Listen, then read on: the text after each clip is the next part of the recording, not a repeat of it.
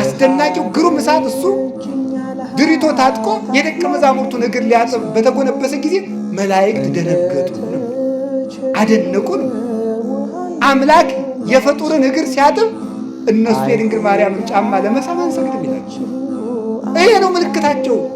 የላባ በጎች ምልክታቸው ይሄ ነው።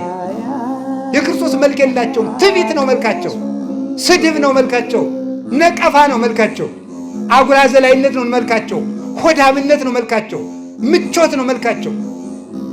ክርስቶስ እኮ የመከራ ሰው ነው፣ እነሱ የምቾት ሰዎች ናቸው። ክርስቶስ ግን እኔን ምሰሉ ነው ያለ። ተማሩ እኔ ከኔ ተማሩ ነው ያለ። ከሱ መማር ደግሞ ምንድን ነው? እሱ ራሱን ጥሎ ነው የኖረ። ክብሩን እንደመቀማት እንኳን አልቆጠረው። እሱን እንድንመስል ምን አለ? ወዘሳ ያፈቅራል ነፍሱ ለይግድፋ። ሰውነቱን የሚወድ ሰው ካለ ይጣላል። ወዘገደፋ ለነፍሱ በእንቲአየ ይረክባ። ሰውነቱን የሚወድ በገራይተ ጥምቀት በገራይተ መስቀል ይጣላል። ኋላ ብርሃን ለብሳ ብርሃን ተጎናጽፋ ያገኛታል። ስንዴ ከጭቃ ላይ ካልወደቀች አታፈራም። እኔ ካልሞትኩ እናንተም አትነሱም፣ እንዲሁ ስጋችሁን ካልገሰጻችሁ አትከብሩም ነው።